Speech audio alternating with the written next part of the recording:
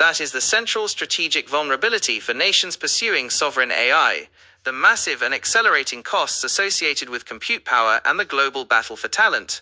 Here is a breakdown of the key challenges, often called the AI divide, that developing countries must overcome to achieve true digital sovereignty. The compute power challenge, the infrastructure gap. Sovereign AI requires training large, custom foundational models, which is computationally expensive and difficult to scale without existing infrastructure. 1. The astronomical cost of AI infrastructure, GPU scarcity and price. Modern AI models require specialized high-performance chips, GPUs and TPUs, that are manufactured and largely controlled by a few companies, e.g. NVIDIA, based in the global north. These chips are extremely expensive and often bought up by major US, Chinese tech companies, making access and procurement difficult and costly for developing nations. Scale. Training a cutting-edge large language model, LLM, can cost hundreds of millions of US dollars in hardware and electricity alone. This capital outlay is often prohibitive for national budgets. The energy crisis. Training a single large AI model consumes as much electricity as a small city for weeks. Many developing countries already suffer from unreliable electricity grids and high energy costs, making the continuous massive power supply required for AI supercomputing unsustainable or even impossible. The dependency trap.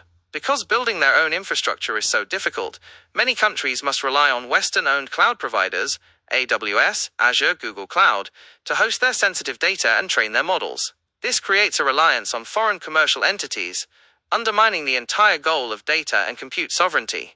2. Basic digital infrastructure deficits. Internet access, sovereign AI efforts, are hampered when large portions of the population lack reliable high-speed internet access. Low connectivity prevents the collection of diverse real-time data needed to train relevant local models and limits the deployment of AI-powered services to rural areas. Data center readiness. Many developing nations lack the climate-controlled facilities, robust cooling systems, and redundant power required for world-class data centers. The talent challenge, the brain drain. Even if a country secures the hardware, the people needed to design, train, and govern the systems are a scarce global commodity. 1. The AI brain drain. Global migration. The most significant challenge is brain drain. Highly skilled AI engineers, data scientists, and machine learning researchers trained in developing countries are relentlessly recruited by multinational tech companies and major research labs in the US, Europe, and China, which offer vastly higher salaries, better funding, and access to state-of-the-art infrastructure. Wage disparity. The salary difference between a top-tier AI researcher in a country like Nigeria or India and one in Silicon Valley can be easily tenfold or more, making retention nearly impossible without significant national investment or regulatory intervention. Academic gap. Universities in developing countries often struggle to keep their curricula up to date with the rapid advancements in AI and cannot afford to attract and retain the world-class faculty needed to train the next generation of experts. 2. Local context and expertise. Lack of localized data experts building indigenous AI models requires deep local expertise not just in coding but in the social, cultural, and linguistic contexts of the country.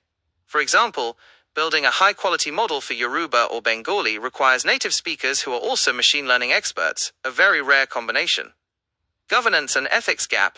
The shortage also extends to policymakers and legal experts. Countries need professionals who can develop ethical frameworks and regulatory policies tailored to local norms, preventing the imposition of foreign ethical standards that might not align with their own values. Strategic approaches to overcome the divide. To overcome these gaps, developing nations are pursuing creative solutions. 1. Forming compute coalitions. Instead of each country trying to buy one supercomputer, regional economic blocs like ASEAN or the African Union can pool resources to build and share regional AI supercomputing centers, spreading the cost and reducing redundancy. 2. Focusing on open source and small models. Rather than trying to compete with billion-parameter LLMs, many are focusing on developing smaller, domain-specific and open-source models that are optimized for local languages, run efficiently on less powerful hardware, like a smartphone, and are easier to govern locally. 3. Investing in local ecosystems, offering subsidized or free access to national computing resources for local startups and researchers, alongside aggressive talent retention programs, like research grants and dedicated national AI centers, helps make local opportunities competitive with foreign offers. The challenge is less about a lack of will and more about the immense capital and structural barriers that the current pace of AI development has erected. Do you have a specific country or region in mind where you'd like to explore the scale of their AI talent or compute gap?